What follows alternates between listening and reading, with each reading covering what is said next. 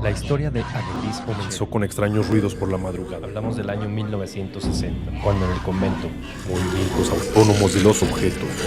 Arañazos en las ya no se paredes. profesaba el culto que le diera vida.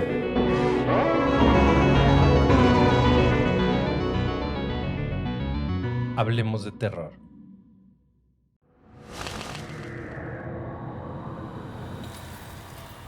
Hola terroríficos, ¿cómo están?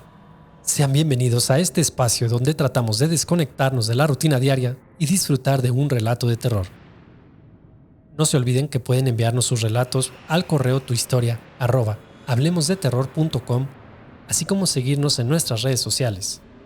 Y si nos escuchas desde cualquier plataforma de podcast, te invitamos también a que dejes tu valoración sobre el mismo. Recuerden que los episodios completos y actualizados los tenemos en el canal de YouTube. Compártenos desde donde nos estás viendo o escuchando para que estés en nuestras historias.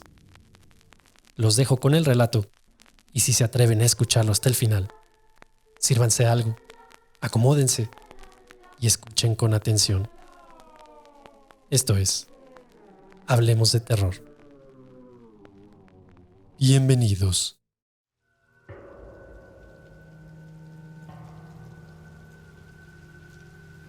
Mi nombre es Alejandro y quiero compartir contigo mi escalofriante experiencia como velador en un hospital abandonado en algún lugar de México.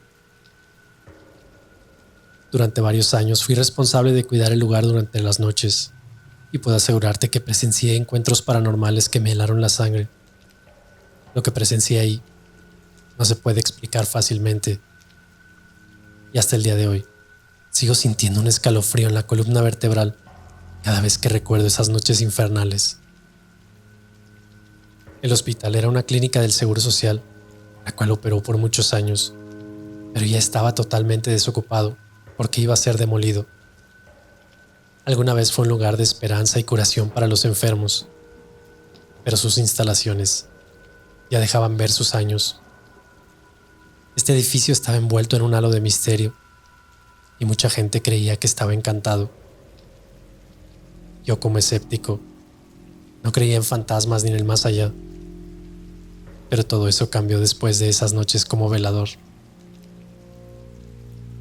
Esto que les comparto fue solo unas de las noches cuando ese lugar ya estaba abandonado, esperando a ser tirado.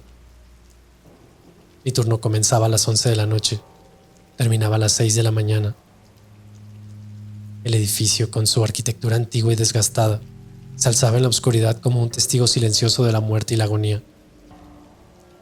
Mi único compañero era el sonido inquietante del viento que se filtraba por las ventanas rotas.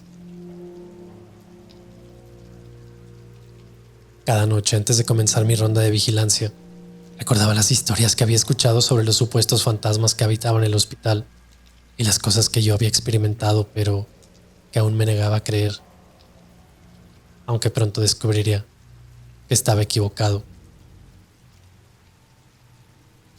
En una de mis noches, mientras patrullaba los pasillos desiertos, comencé a escuchar susurros y murmullos.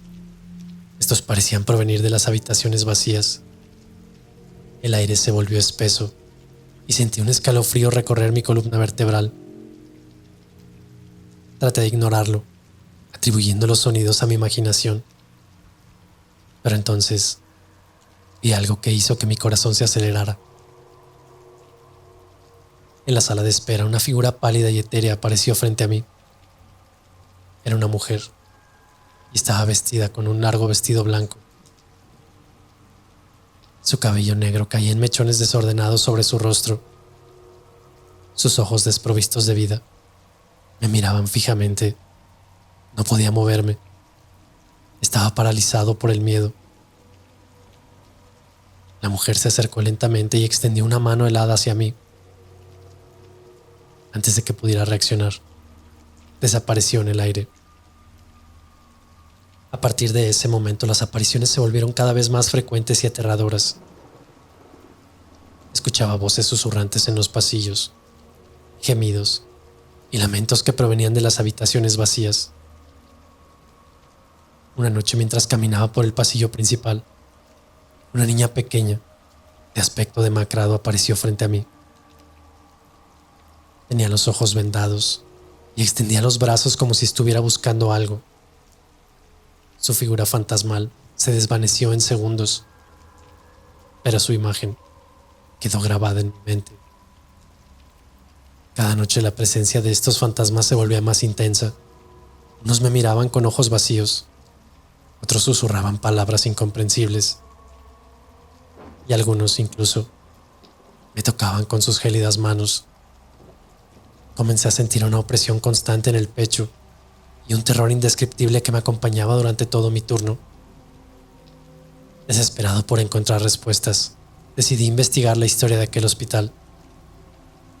Como era de esperarse, este había sido un lugar donde muchas personas habían perdido la vida debido a enfermedades y lesiones graves.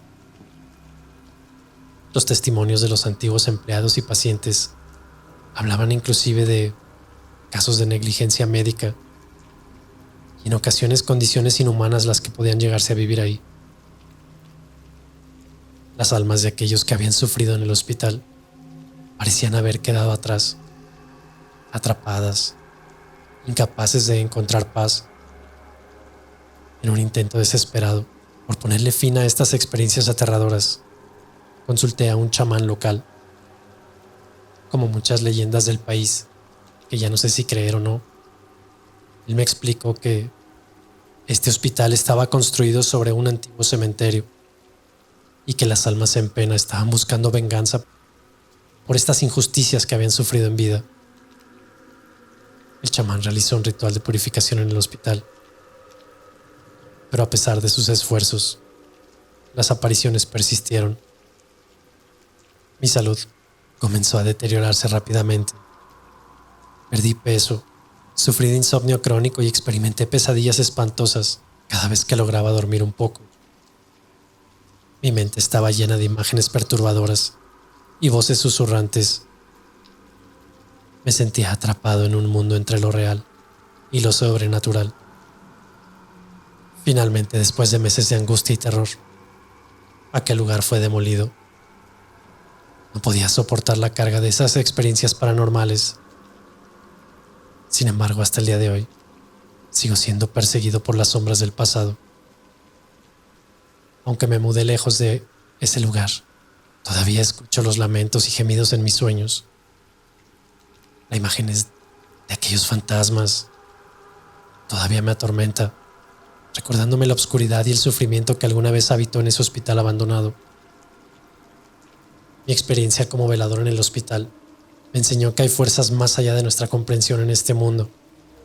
El velo entre la vida y la muerte es más delgado de lo que podríamos imaginar, y hay lugares que albergan secretos oscuros y pesadillas externas. Te puedo decir con certeza que era aquello que acechaba en las sombras del hospital, pero sé que lo que viví ahí fue real y además me persigue hasta el día de hoy. Después de dejar mi trabajo como velador en ese hospital, pensé que finalmente podría dejar atrás aquellas experiencias aterradoras que viví ahí. Sin embargo, descubrí que los recuerdos de aquel lugar maldito no podían ser tan fácilmente olvidados. Me mudé a una pequeña casa en las afueras de un pueblo tranquilo, buscando paz y tranquilidad. Durante un tiempo todo parecía volver a la normalidad, pero poco a poco los encuentros paranormales comenzaron a perseguirme una vez más. Las noches se llenaban de susurros y de sombras inquietantes. Escuchaba pasos sigilosos en el pasillo y golpes inexplicables en las paredes. A veces las puertas se abrían y se cerraban solas, como si alguien invisible las manipulara. Incluso en mi propio dormitorio podía sentir una presencia sombría que me observaba mientras intentaba dormir. Aquella figura fantasmal de la mujer del vestido blanco se aparecía en mis sueños y lo hacía con una frecuencia alarmante. Siempre estaba de pie, al final de mi cama, mirándome fijamente con sus ojos vacíos. Me hablaba en susurros, llenando mi mente de angustia y desesperación. Cada día que pasaba mi salud empeoraba. Mi rostro se volvió pálido y demacrado, y mi mente se vio invadida por una sensación constante de paranoia y miedo. sentí atrapado entre una pesadilla interminable, incapaz de escapar de los horrores del pasado. Así que decidí buscar ayuda una vez más. Consulté a un medium reconocido, un hombre que se llamaba Eduardo. Se especializaba en comunicarse con el más allá, así que le conté mi historia, esperando que pudiera proporcionarme alguna explicación o incluso una solución. Eduardo, después de escuchar atentamente, me dijo que el hospital estaba impregnado de energías negativas y de presencias malignas. Las almas atormentadas que habían sufrido ahí buscaban venganza y liberación. Según él, mi cercanía con aquel lugar maldito durante tanto tiempo había dejado una marca en mi ser, permitiendo que esas fuerzas oscuras me persiguieran, incluso fuera del hospital. Eduardo accedió a realizar un ritual de limpieza en mi casa para intentar liberarla de las entidades malévolas. Preparó velas, hierbas sagradas, amuletos de protección, mientras recitaba antiguas oraciones de purificación. Durante este ritual sentí una opresión en el ambiente, como si el aire se volviera denso y cargado de energía. Pero poco a poco la atmósfera se calmó y finalmente sentí una sensación de alivio y de paz. Puedo decir que después del ritual, las apariciones y fenómenos paranormales cesaron por completo. Finalmente pude dormir tranquilo, recuperar mi salud. Eduardo me explicó que aunque las experiencias que viví ahí fueron aterradoras, ahora las entidades habían sido expulsadas y no volverían a molestar mi tranquilidad. Agradecido por su ayuda, decidí ayudar a otros que pudieran haber sido afectados por fuerzas sobrenaturales. Me convertí en un investigador paranormal, visitando lugares infestados de actividad paranormal y ayudando a liberar a las almas atrapadas. A través de mi trabajo, encontré un propósito, algo que mi experiencia me había dado. Y así, una forma de redimirme de los horrores que viví. Hasta el día de hoy sigo recordando el hospital y las noches terroríficas que viví ahí. Pero también llevo conmigo la lección de que, a pesar de la oscuridad y el miedo, siempre hay esperanza y la posibilidad de encontrar redención. El hospital era un imponente edificio de al menos 10 pisos, ubicado en una mediana ciudad de México. Durante muchos años, había sido un centro médico próspero, conocido por su equipo médico altamente capacitado, instalaciones de vanguardia. Sin embargo, detrás de sus puertas, de apariencia inocente, se ocultaban historias de dolor, de tragedia, que dieron lugar a las almas atormentadas que habitarían el lugar del futuro. Ese hospital era reconocido por su ala de pediatría, donde se trataba a los niños enfermos y heridos. Y entre una de sus historias, involucraba a una pequeña, Sofía, de 5 años. Ella fue ingresada al hospital debido a una enfermedad grave que afectaba su corazón. A pesar de los mejores esfuerzos del personal médico, su condición empeoró rápidamente y finalmente perdió la batalla contra la enfermedad. El fallecimiento de Sofía dejó un agujero en el corazón del personal, y aunque trataron de consolarse con la idea de que ella había encontrado paz, su espíritu quedó atrapado en ese lugar. También había un joven llamado Gabriel, quien llegó al hospital después de sufrir un grave accidente automovilístico. Llegó con lesiones graves. Requerían cirugía de emergencia. A pesar de los esfuerzos desesperados de los médicos, Gabriel no pudo superar sus heridas y falleció en la sala de operaciones. Su espíritu, lleno de rabia y de confusión, se quedó atrás, incapaz de encontrar la paz que tanto ansiaba.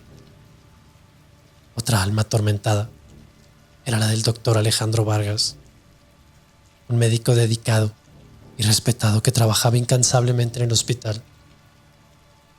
Desafortunadamente, su propia vida terminó de manera trágica cuando fue víctima de un robo a mano armada mientras salía del propio hospital tarde por la noche.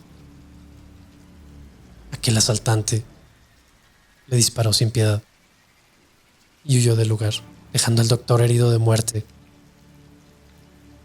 Sus últimos momentos los pasó en los mismos pasillos donde había salvado tantas vidas, y su espíritu quedó atrapado ahí, incapaz de encontrar la paz después de su violenta muerte. Estas y muchas otras historias de tragedia y muerte se entrelazaron en el hospital, creando un foco de energía negativa que atrajo a otros espíritus inquietos. A medida que el tiempo pasaba y más vidas se perdían en sus paredes, las almas atormentadas se multiplicaban y sus presencias se volvían cada vez más intensas y aterradoras. Estas son solo algunas de las cosas que me pasaron, pero tengo muchas más experiencias de cuando fui velador, pero antes de que el lugar estuviera abandonado. Le voy a decir además a mi compañero que les cuente todas las cosas que le pasaron a él todo el tiempo que trabajamos ahí. Gracias.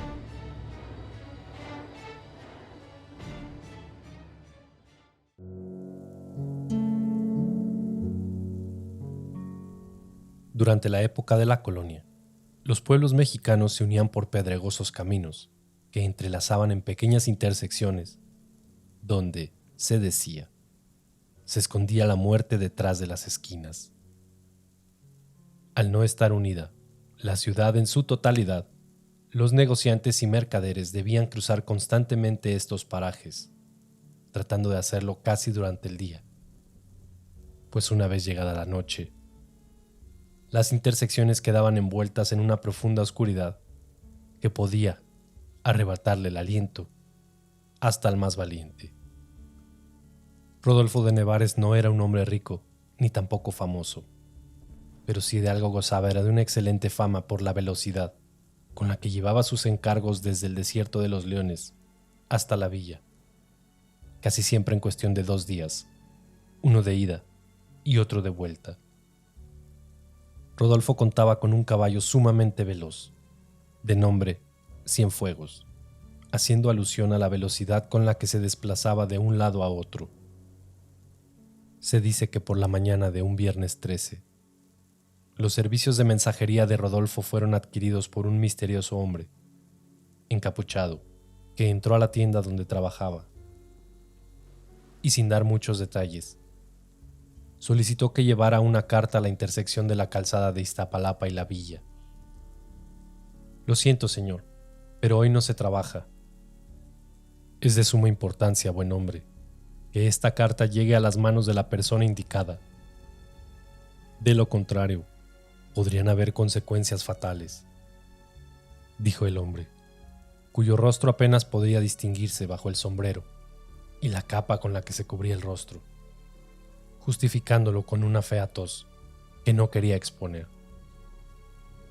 No quisiera ser grosero, pero por ser viernes 13 y la hora a la que me lo pide, significaría que estaría llegando a la intersección casi al anochecer, lo cual me haría imposible el retorno hoy mismo. Y ya sabe lo que se dice de ese lugar, que está maldito y demás cuentos. No me diga que le dan miedo los cuentos de niños. Muy por el contrario, los encuentro sumamente divertidos. Pero eso no significa que detrás de ellos no se asome alguna verdad. Bien, ¿y qué tal si le pagara el doble? Por el doble no lo consideraría, pero tal vez por el triple. Está empujando su suerte, buen hombre. Es el precio que hay que pagar para arriesgar la vida de esa forma, buen señor.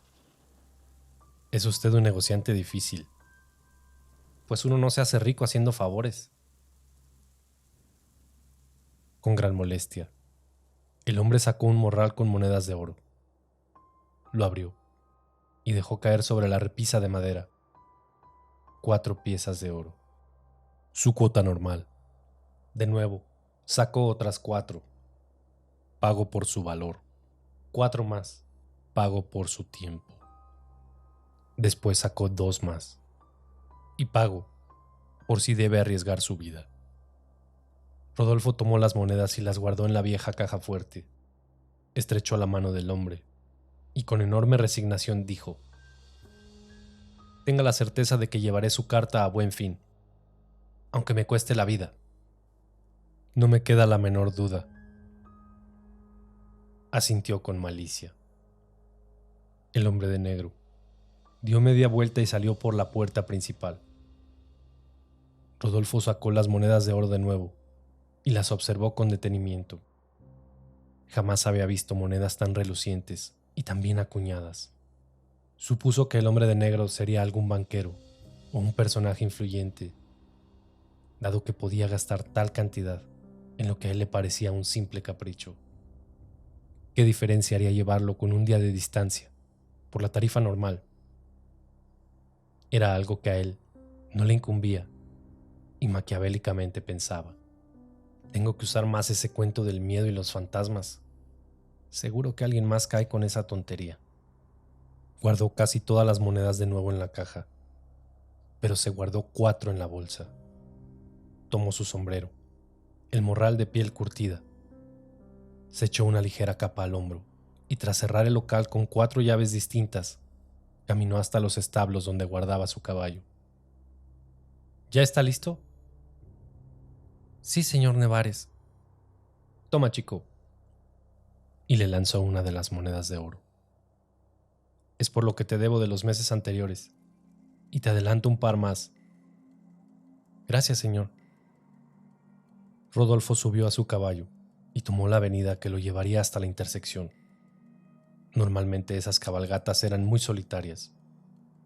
Estaba acostumbrado a pasar su tiempo fantaseando con una vida que no tenía. Jamás se había casado. No era mujeriego, no tenía novias ni con quien compartir las experiencias que el camino le dejaba. Apenas frecuentaba de vez en vez un pequeño burdel en las orillas del pueblo, en el cual trabajaba Azucena, una hermosa mulata de ojos color miel, que de no trabajar en ese lugar, hacía mucho tiempo se habría convertido en la señora de Nevares, pero, a su entender, no se podía tener todo en la vida, y se conformaba con compartirla con los otros clientes y de frecuentarla una vez a la semana. Sus recuerdos y pensamientos sobre Azucena lo tuvieron distraído largo rato. El camino parecía interminable, y más aún, cuando se cruzaba con algún compañero viajero que, cansado del silencio que él tanto valoraba, se decidía por hacerle plática. Tuvo la fortuna de encontrarse solamente con un par de esos en su trayecto, pero era fácil dejarlos atrás con la velocidad de Cienfuegos. El sol se empezaba a poner en el horizonte y la intersección de ambas calles quedaba aún lejos. Rodolfo apretó el paso, buscando llegar a la zona marcada y darse vuelta lo antes posible. En dado caso, buscaría hospedaje en alguna posada en Iztapalapa, pasar la noche y volver por la mañana. Casi sin darse cuenta, el sol estaba casi puesto. Los últimos rayos del sol iluminaban tenuemente la calleja que frente a él se disponía. Apretó el paso lo más que pudo. Sabía que no llegaría antes del anochecer, pero al menos trataría de estar lo menos posible en ese desagradable lugar. Cuando la noche se adueñó del camino, los ruidos de la misma hicieron su aparición. Los árboles se convertían en monstruosas encarnaciones de sombras y de formas que parecían dibujadas por la mano del demonio. Rodolfo sintió cómo su corazón se agitaba. Un aullido a lo lejos hizo que Cienfuegos relinchara. Rodolfo trató de calmarlo, pero el caballo se sentía inquieto. Maldijo el instante en que había aceptado tal encomienda. La noche es un lugar terrible en el cual estar solo, sobre todo en el campo. La oscuridad esconde las terribles criaturas de la noche que se niegan a mostrarse durante el día y permite que te acechen, que te acosen, que te casen, como un ciervo herido, como una presa acabada. El viento sopló con gran fuerza por detrás de Rodolfo y con un ruido que pareció susurrar su nombre, giró para encontrarse con la profunda oscuridad.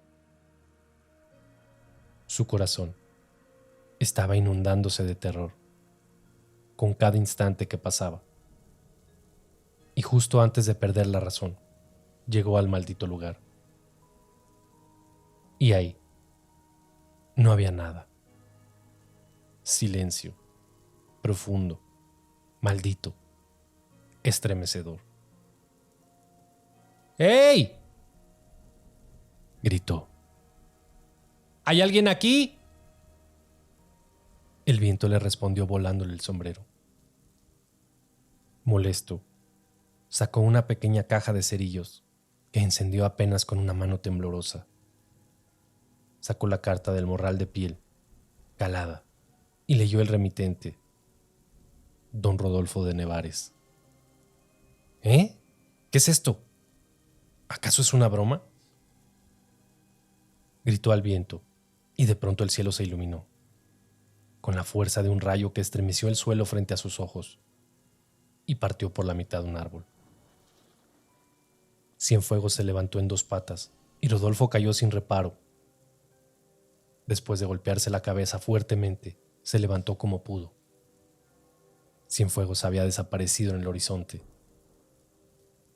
Y ahora sí, se encontraba completamente solo.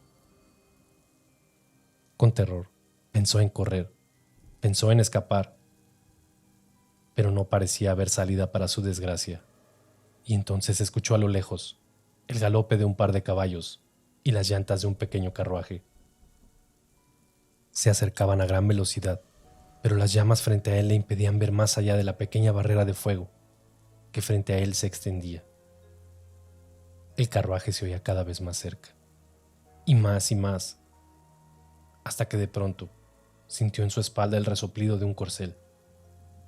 Temible, húmedo, caliente, sobre su cuello. Al voltear, encontró aterrado los ojos rojos, como 2 flamas incandescentes de un enorme corcel negro. A su lado uno idéntico. Y sobre ellos, montado en el asiento del copiloto, una figura humana, encapuchada, con una capa, que se levantó. Los caballos se detuvieron. El hombre bajó con lentitud. Se acercó lentamente a Rodolfo y le dijo: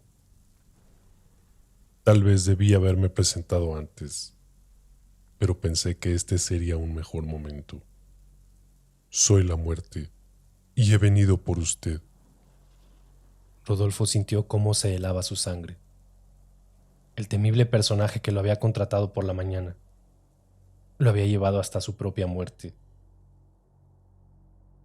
La muerte descubrió su rostro, y esos ojos penetrantes se dejaron ver como la calavera que realmente era. El grito que quiso soltar Rodolfo se vio ahogado al instante que descubrió su temible faz.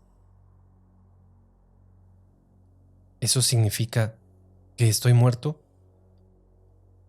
No, estar muerto es alcanzar la paz. En su caso es mucho peor.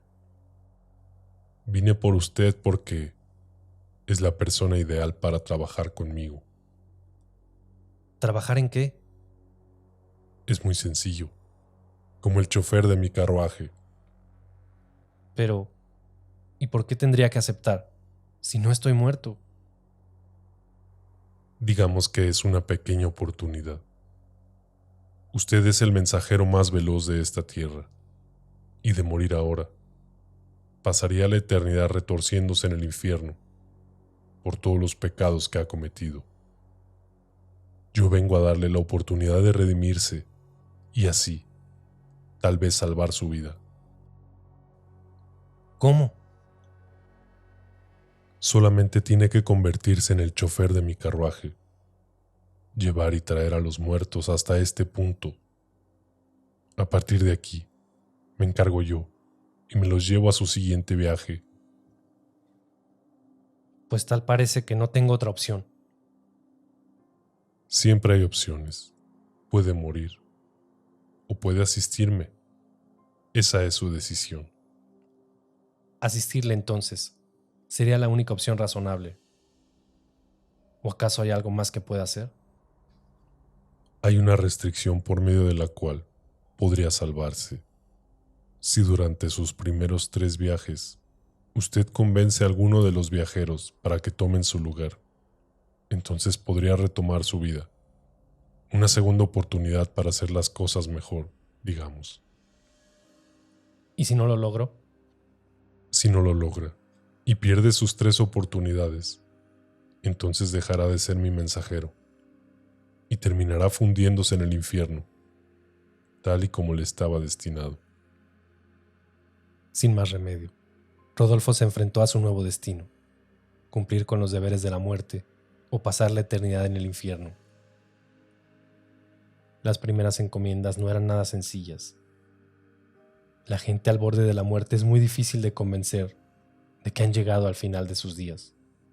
Se aferran, se tratan de mantener hasta las últimas consecuencias, pero él, como el maldito jinete del carruaje, simplemente esperaba en la entrada de la casa, ya que irremediablemente, uno tras otro, terminaba saliendo con los pies por delante. Se olvidó de comer, de dormir. Se olvidó de lo que era una vida verdadera y en cierta forma no le extrañaba. Había vivido como un ermitaño solitario y así se había quedado. Nadie lo extrañaba a él tampoco. Y tras un tiempo, el local que rentaba para su mensajería desapareció y se convirtió en una ferretería. Se había desvanecido por completo y ni una huella de su vida permanecía. Muchos viajes fueron los que él hizo, tratando de entender a los muertos, llevándolos hasta esa encrucijada donde se enfrentaban a su último juez, la muerte, que invariablemente los llevaría a su destino final. Aquellos que tenían destinado el infierno imploraban por el perdón de sus almas, pero la muerte era inamovible en ese sentido. No había negociaciones. Algunas veces notaba cómo lo miraba esperando a ver si él se animaría a usar alguna de sus oportunidades para embaucar y convertir a alguien en el nuevo chofer. Pero Rodolfo se mantenía a la expectativa. Sabía que los movimientos tenían que ser calculados. Pasó el tiempo y un buen día se postró en la puerta de la hacienda de los Morales. El señor, un hombre regordete de una reputación intachable, había caído enfermo. Y era cuestión de tiempo para que sucumbiera ante la terrible neumonía que sufría. Rodolfo se detuvo afuera de la hacienda, invisible para todos, excepto para el señor Morales. Pacientemente lo esperó, hasta que salió, y desde que se subió al coche, supo que él sería la primera persona con la que jugaría su carta. Le hizo plática durante el trayecto. El señor Morales estaba asustado, pero confiaba en el perdón de Cristo. Al llegar a la encrucijada, la muerte le leyó sus pecados. A pesar de no parecer tan graves, el último de todos lo condenaba al infierno. Había matado a un niño en su carruaje. El señor Morales lo sabía bien, y era su mayor arrepentimiento en la vida. Rodolfo sintió pena por el hombre y sabía que si alguien buscaría la manera de redimirse, sería él. Se acercó a su oído y le dijo: si quiere una segunda oportunidad, lo único que debe hacer es aceptar convertirse en el jinete de la muerte, y así tendrá una segunda oportunidad para redimirse. ¿Qué dice? Le agradezco, buen hombre, pero si ni llevando una vida de rectitud y de paz, tras ese trágico incidente pude reparar el daño hecho, entonces mi castigo es merecido y debo completarlo. Y sin mirar atrás, subió al carro de la muerte con destino al infierno. 2 oportunidades más, señor Nevares, y sabe en dónde terminará. Eso lo veremos, dijo Nevares a la muerte, quien arrancó su viaje y desapareció en medio de la noche. El tiempo pasaba, y el tedio del trabajo lo iba agobiando. Su cuerpo se había deteriorado, sus manos huesudas, su cara alargada y pálida, su semblante vacío, su rostro casi muerto. De aquella gallardía y valentía no quedaba más que un recuerdo, y Rodolfo cada vez ansiaba más un cambio en su vida. Era momento de volver a arriesgar. Su segunda oportunidad la trató de aprovechar con un joven indígena. Al verlo sabía que podría convencerlo con su labia, pero el indígena tenía la conciencia tranquila. sin siquiera esperar a que la muerte apareciera. Le ofreció estúpidamente el trato. El indígena no dijo nada. Y cuando finalmente apareció la muerte, ésta le dijo: Tú no debes nada, y no tienes por qué temer. El cielo te está destinado. Y le abrió la puerta. El indígena sonrió y entró al carruaje. La muerte cerró, y se quedó unos instantes mirando a Rodolfo en silencio. Tu última oportunidad, Nevares, y serás mío. Entonces subió a su carruaje y se escapó en medio de la noche. Rodolfo había perdido por completo la noción del tiempo. Podrían haber pasado apenas un par de días desde su deceso, o 20 años. ¿Qué más daba? No tenía ilusiones, ni necesidad de seguir así. Temía a las puertas del infierno, pero dudaba entre si darle fin a esta historia o seguir eternamente evadiendo su responsabilidad. Esa noche, el encargo era en una vieja casa que no conocía, a las afueras de la ciudad. Hacía tanto tiempo que había abandonado el mundo de los vivos por el de las sombras, que todo le parecía un vago recuerdo de una vida olvidada. Acostumbrado ya a su espera y a ignorar por completo a los viajeros, Rodolfo se mantuvo en el carruaje, esperando en silencio. Cuando finalmente se abrió la puerta, el cuerpo de una mujer salió. Apenas podía distinguirla, pero había algo en ella que le parecía familiar. Abrió la puerta y la dama subió al carruaje. Asustada miraba por la ventana, preguntando hacia dónde irían.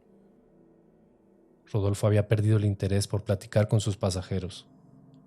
Sin embargo, el olor intoxicante de la dama le pareció familiar. Un olor a flores, un olor que reconocía.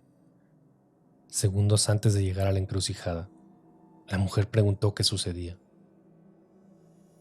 Lo siento, señora, pero usted tiene una cita pendiente con la muerte, y será ella quien le describa su suerte. ¿Qué suerte? Si debe ir al cielo o al infierno. Preocupada echó a llorar, y en ese instante sus lágrimas finalmente conmovieron a Rodolfo, quien amablemente le prestó un pañuelo. Al tomarlo, sus dedos se tocaron ligeramente, y entonces todo volvió a su mente. Piel morena, ojos color miel. Azucena. Estaban a apenas algunos metros de la encrucijada, cuando Nevares se detuvo. Usted no puede estar aquí. Esto debe ser un error. No hay ningún error, señor. Morí, y ahora tengo que pagar por la vida que he llevado. Pero eso significa... Así es, me espera una condena en el infierno. ¿Y por qué, si lo sabía, nunca cambió de vida? Nunca dio un giro. Porque hubo una vez un hombre con el que creí que podría pasar el resto de mi vida.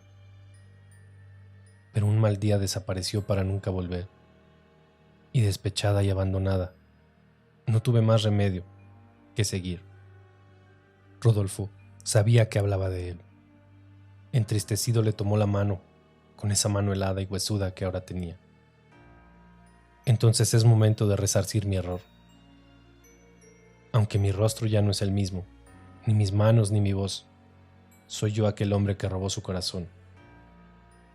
Y los amantes distantes se reencontraron un momento ante la encrucijada de la muerte. Jamás tuve el valor para decirle cuánto la amaba. Y un mal día, la muerte me tomó por sorpresa. Pero hoy podemos ganarle la partida. ¿Confía en mí? Sí, siempre.